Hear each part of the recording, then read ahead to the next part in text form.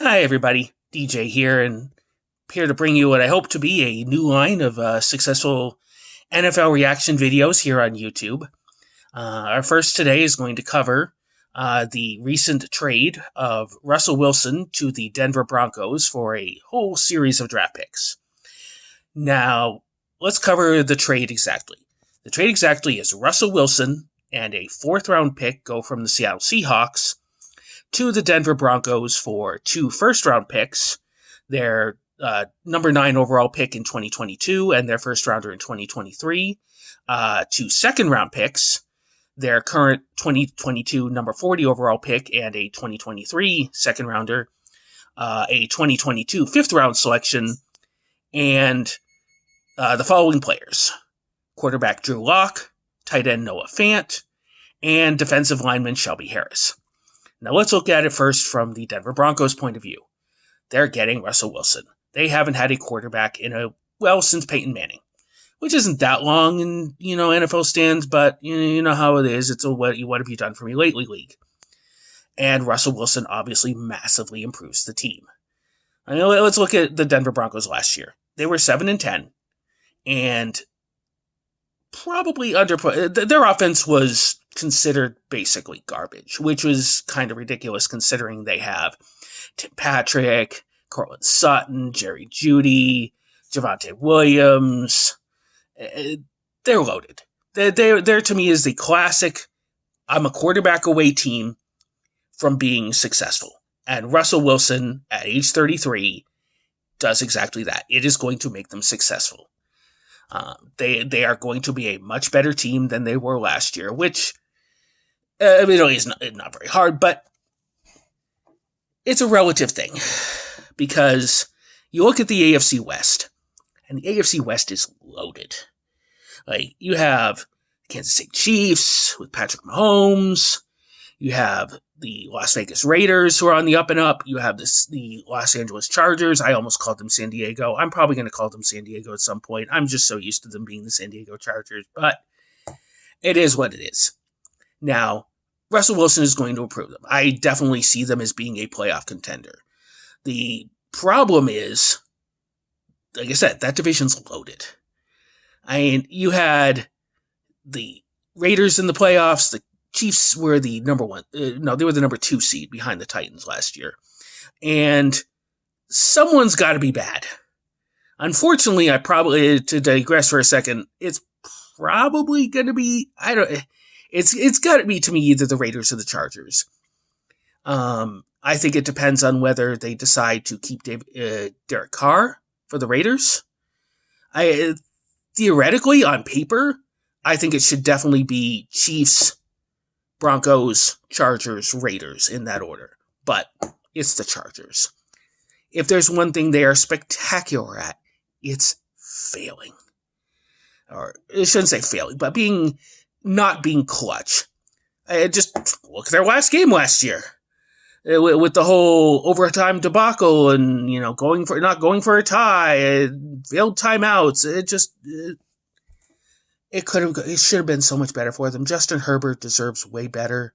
And I don't know whether it's the coaching or whether they just need more pieces on defense. I really don't know. It feels like one of those things where it's just going to be when they find it, and it meshes and it works and and they become a good team. Maybe they just need to mature. Maybe it's one of those cases of, a team that doesn't know how to win. Like the Bucks were before Brady showed up. Like, the Bucks were a good team, but Jameis Winston and that team really didn't know how to just push over the top and really get that killer instinct to win. Brady comes in and is like, no, here's how you do it. Let's kick some rear end.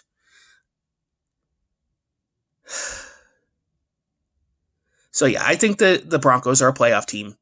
Now, let's look at it from the Seattle point of view for a second. This is a questionable haul. The picks are okay. I mean, the picks this year are going to be okay because the Broncos were bad. They're getting the 9th and 40th overall picks. It would be better if they still had their own pick, but what's his name? Adams there, the safety, Jamal Adams. That trade was turning into an unmitigated, close to an unmitigated disaster. So they don't have their own pick. That's over in the hands of the Jets. We're like, thank you, come again. But it's still picks. And unfortunately, it's a good pick in a lousy quarterback draft because they don't have a quarterback. Yes, technically, a quarterback was one of the players they got. Like I said, they got quarterback Drew Lock, tight end Noah Fant, and defensive lineman Shelby Harris. Drew Lock is, I believe that the, what was it, from Dexter's Lab? Mandark. Ha ha ha ha ha ha ha. Yeah, no, he's not a quarterback. I don't know what it is with University of Missouri quarterbacks, but they have had a extreme lack of success at the NFL level in the past 10 to 15 years.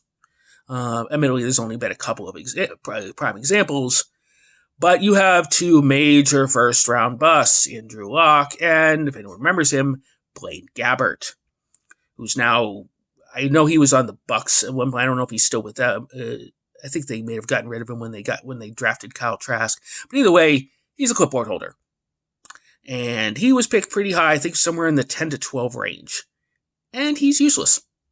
And quite frankly, it looks like so is Drew Lock. Now, I could be wrong. He's still young. Maybe he manages to do something, but it seems like he's going from a situation that he had in Denver to an almost identical one in Seattle. A mediocre team with some offensive pieces, but not really an offensive identity.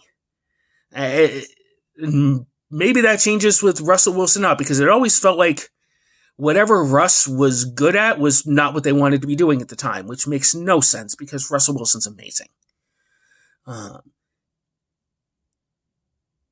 Now, those draft picks are not likely to get them a quarterback this year. At least there's not any one particular one that the draftniks seem to think that is high quality.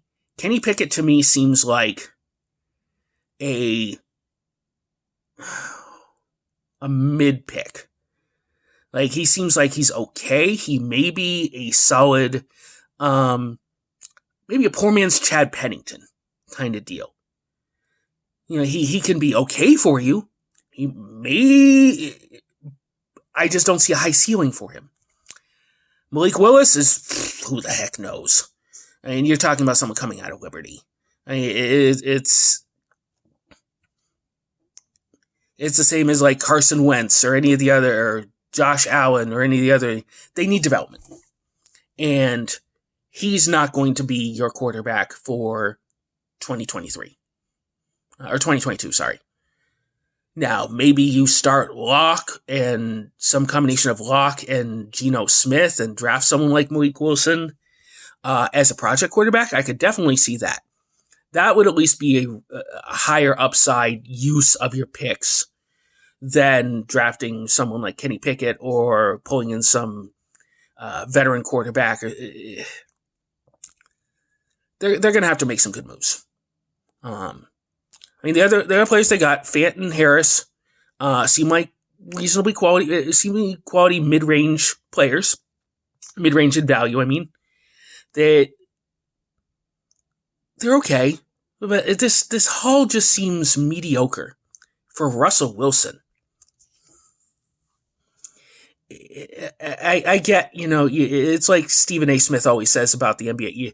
You're never, when you trade a superstar, you're never going to get, you know, a superstar back, or you're never going to get the full value for it.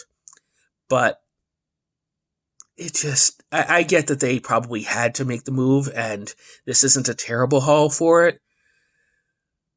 But Denver made out so much better in this. I mean, you have to have a quarterback to be successful in this league, and Denver now has a quarterback, and Seattle doesn't. So Denver, to me, is definitely the winner in this trade, and we'll see how it goes. Again, I think that the AFC West is going to be absolutely rough. Yeah, we're going to see a team out of there that is 6-11 that shouldn't be 6-11 or something like that, or maybe 7-10 that shouldn't be, because that division is just nuts. And the AFC is just so it's not as much top heavy anymore as it used to be, where I felt like before it was like the Patriots and one or two other teams. Now we're like the clear number one, and then there were a bunch of number threes. Now it feels like there's just a whole lot of twos. You have the Bills, you have the Chiefs, you have the Titans, you have maybe the Baltimore Ravens. I'd say more likely the Cincinnati Bengals.